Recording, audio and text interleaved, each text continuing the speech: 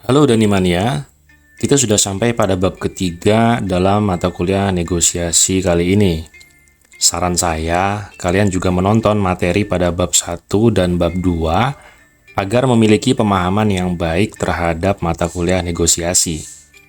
Di samping itu juga banyak istilah-istilah yang kita gunakan pada bab 3 ini yang tidak dijelaskan maksud dan definisinya karena sudah diulas tuntas pada bab 1 dan bab 2. Dan begitu juga bab-bab selanjutnya akan ada istilah-istilah baru yang tidak dijelaskan di dalamnya karena sudah diulas tuntas pada bab-bab sebelumnya. Maka dari itu, menonton bab demi bab secara berurutan sangat kami sarankan agar pemahaman kalian utuh. Lalu, kalian bisa cepat mempraktikkan seni negosiasi dari mata kuliah ini. Dan menjadi negosiator hebat hanya masalah waktu dan jam terbang.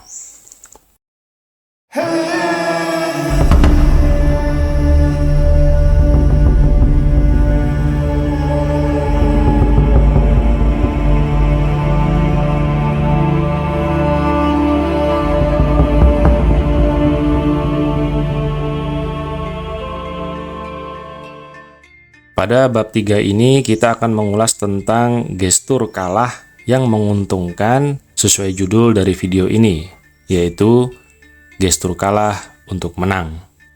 Gestur kalah kita lakukan sebagai pesan visual kepada lawan negosiasi kita bahwa kita akan membuka perlawanan atas proposal yang mereka ajukan.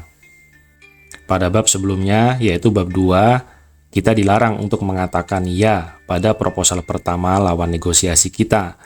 Maka pada bab ini, kita menambahkan satu gestur setelah kita memutuskan tidak mengatakan ya saat mendengar proposal lawan negosiasi kita untuk pertama kali. Alasan utama dari pentingnya gestur kalah ini adalah untuk memberikan rasa menang kepada lawan negosiasi kalian dan membiarkan mereka menikmati kekalahan kalian. Ingat, poin ini sudah sering kita ulang, bahwa penting bagi kita untuk selalu memberikan perasaan menang bagi lawan negosiasi kita, karena fitrah dari manusia secara psikologi adalah menyukai kemenangan dan membenci kekalahan. Ini merupakan prinsip fundamental purbakala yang harus kalian camkan baik-baik.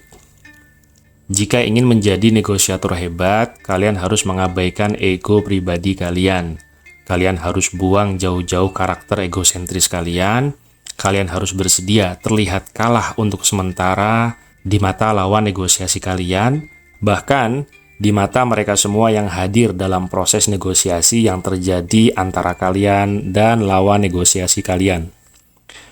Yang terpenting adalah kalian mencapai apa yang kalian targetkan dalam negosiasi ini.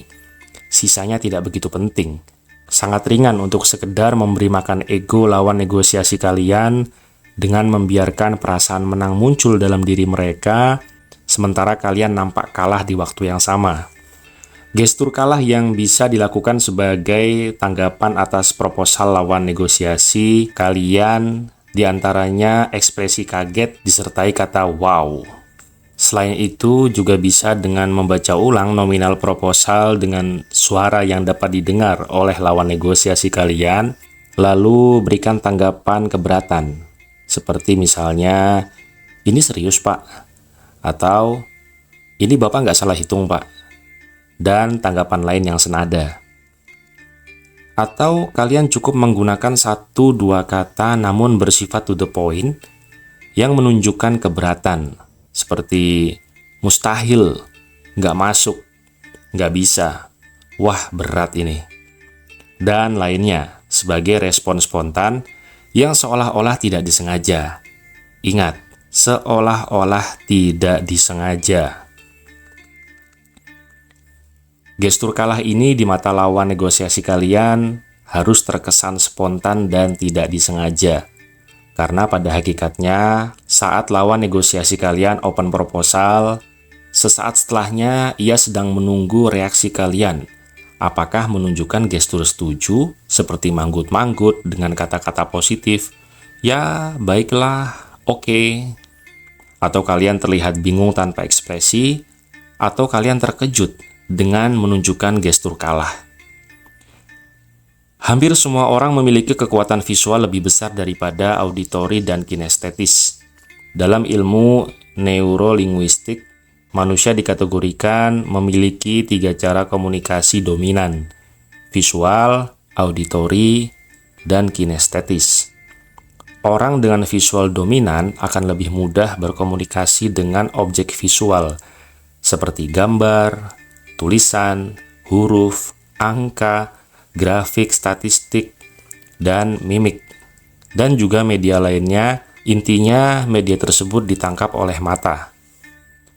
Sedangkan orang dengan auditori dominan akan lebih mudah berkomunikasi dengan objek suara, seperti musik, telepon, alarm, dan media lainnya yang ditangkap oleh telinga.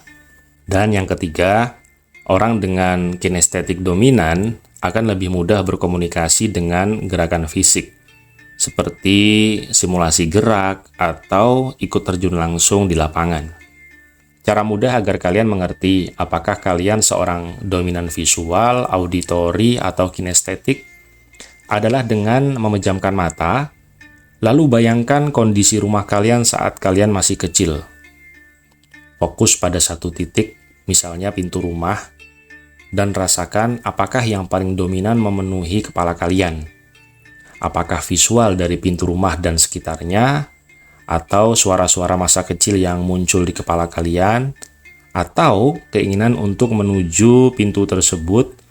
Mana yang lebih kuat di antara ketiga pilihan tadi di dalam kepala kalian? Ketiga hal tersebut pasti muncul saat kalian memejamkan mata. Namun ada salah satu yang dominan. Itulah tipe dominan kalian dalam berkomunikasi. Nah, dari ketiga tipe komunikasi tersebut, 70% orang memiliki tipe dominan visual, yang artinya saat kalian menunjukkan gestur kalah, maka hal tersebut akan sangat berkesan bagi lawan negosiasi kalian karena ditangkap oleh visual mereka.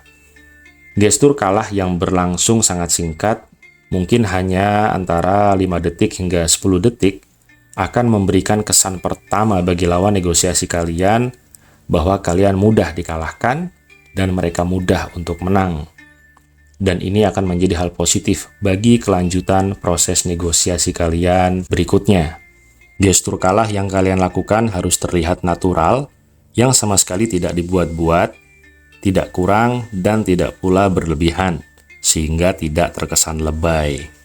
Lawan negosiasi kalian akan mengerti jika kalian kurang atau malah berlebihan dalam memberikan gestur kalah, yang itu semua akan menyebabkan mereka mengerti bahwa sebenarnya proposal mereka diterima, sedangkan negosiasi yang terjadi selanjutnya hanyalah basa-basi. Kesimpulannya adalah, berikan gestur kalah pada proposal pertama lawan negosiasi kalian. Gestur kalah bisa berupa: pertama, ekspresi kaget; kedua, membaca ulang nominal proposal hingga terdengar oleh lawan negosiasi, lalu menanyakan apakah angka ini benar dan serius, tidak salah ketik. Dan yang ketiga, 1-2 kata yang menohok, menunjukkan keberatan, seperti ini mustahil, nggak masuk, mahal banget, atau murah banget, dan sebagainya. Dan yang terakhir, gestur kalah ini harus kalian berikan secara spontan dan natural, tidak terkesan dibuat-buat, tidak kurang, dan tidak berlebihan, agar lawan negosiasi kalian tidak merasa dipermainkan, lalu menganggap proses negosiasi selanjutnya hanyalah basa-basi dari kalian, karena kalian telah terbaca sedang bersandiwara dengan gestur kekalahan. Demikian kuliah negosiasi kali ini, semoga bermanfaat. Sampai jumpa di video-video selanjutnya.